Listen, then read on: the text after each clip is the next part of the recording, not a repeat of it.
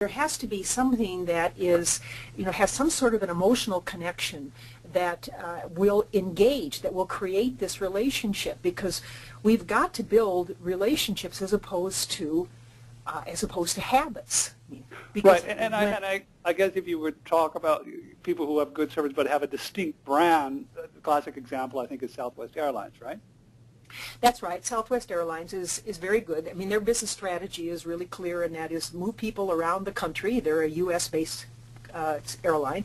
Move them around the country quickly, and love. Love is a basic foundation of that brand. So they do all kinds of things on the business strategy side to make sure that this happens, including making sure that the planes are on the ground for as little as 20 minutes, and then they take off, because this enables them to offer these prices at a low rate.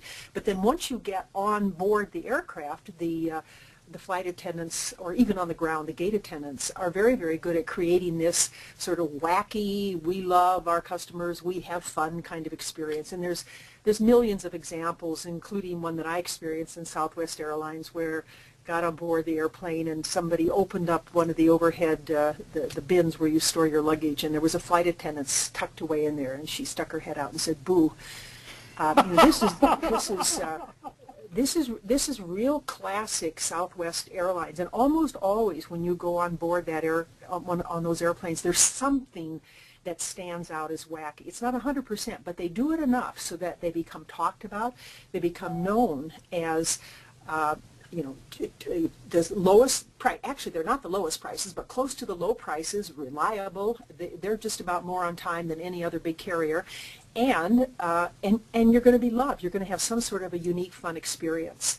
So that's the expectations that they set, and then the customer has the experience. Now, there's three bridges that everybody should be aware of that are going to help bridge this gap between what the customer expects and what their experience is.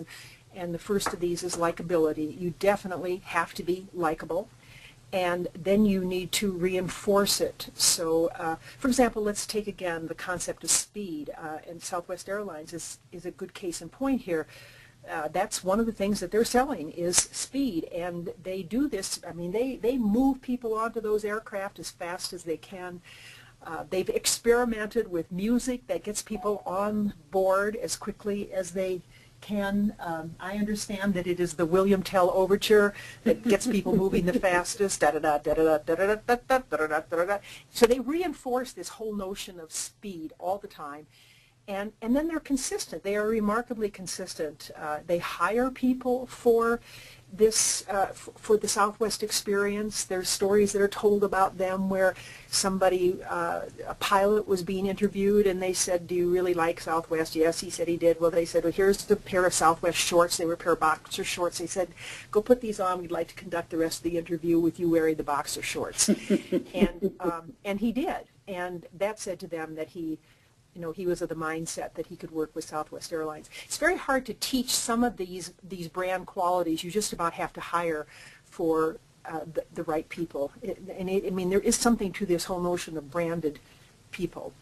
Well, I can understand. Yeah.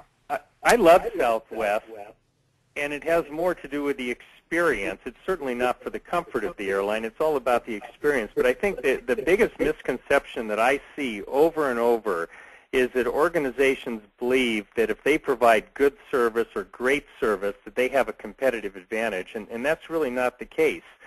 Great service today is merely the price of entry. It just allows you to stay in business.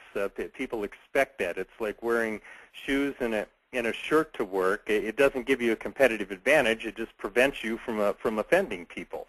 And what really gives you the competitive advantage today is delivering an experience to a customer, an experience that they expect and an experience that they wanted. And the only way you can do that is if you understand your organization's DNA and make sure every single member of your organization understands that brand DNA and that the organization has developed on-brand behaviors to communicate that. That's where the competitive advantage comes in. Out of all of this, if you're looking at this model that's on the screen, out of this comes some consumer value. And then based on this, you build trust. And that's ultimately what a brand is. I like what you have to offer. It meets my needs, and I trust that you're going to consistently and regularly offer me this at what I consider to be a value price. This chart right here, I think, maybe says it more than any other that we've developed, that really explains how a brand operates. Now, if I can just show you, just to back up to where Bob was, he was talking about brand DNA, and this is the use with brand DNA.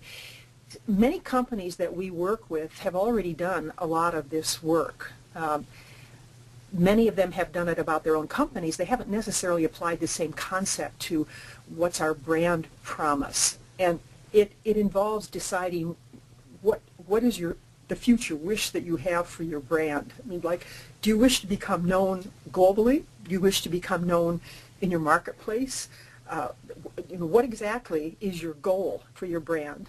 And then the brand mission, and this is, why does it exist? This is as much like a company mission as anything else. And then there's the brand promise, and this needs to be stated in the simplest terms possible, and it can be stated in a number of different ways. You don't just have to have one way to state this, but there has to be a clear statement as to this is what we promise, and of course everybody in the organization needs to know what that is. And then there are the brand values. Now, I'll tell you a good company that has really worked on its brand values, and that is Zappos.com. If you're from outside the United States, you may not know Zappos, but you can certainly go to their website and take a look at their website. It's www.zappos.com. And you can see their values. They've got a list of 10 values. They basically took an entire year inside their organization and let their staff figure out those values. They are about as well stated as any values I've seen.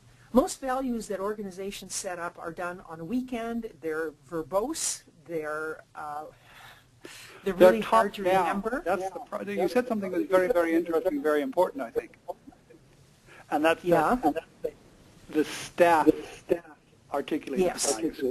Yes, they articulated them, and they had an entire year to work on them. And so as a result of that, they were able to compress them, and they would come up with a good idea, and they would explore it, and then they would pass it around, and they would chew it over, and then out of this came 10 values that at this point absolutely runs the culture of Zappos, which I think is, it's already becoming one of the most talked about brands in the United States, and I think eventually it's going to be, it's going to go down in history as one of the great brands of all time. Now, what is their uniqueness in their brand? Well, what they do is they sell shoes online, or at least that's where they started. What they say that they're all about is that they're in the business of customer service. They just happen to sell shoes, and now they're selling a whole bunch of other things as well. And people would like them to sell airplane tickets, and people would like them to sell everything because they're so good at it. Didn't Amazon just buy Zappos? Yes, they did. And I think Amazon's going to be affected by Zappos, by the purchase of Zappos. The commitment has been that Zappos will remain independent in terms of how it operates. And that brings up another really important point that some of you may have been thinking about, and that is, can you do this after you've been operating for a while?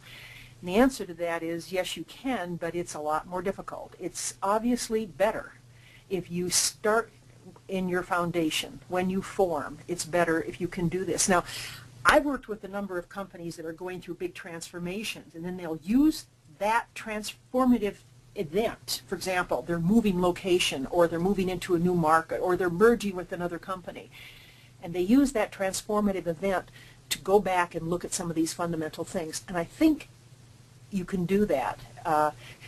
Any company obviously can do it. It's just going to be a lot more difficult if you don't have something to hook it onto, because it is such an emotional thing. Okay. And then we have. Go ahead. Go ahead, Edward.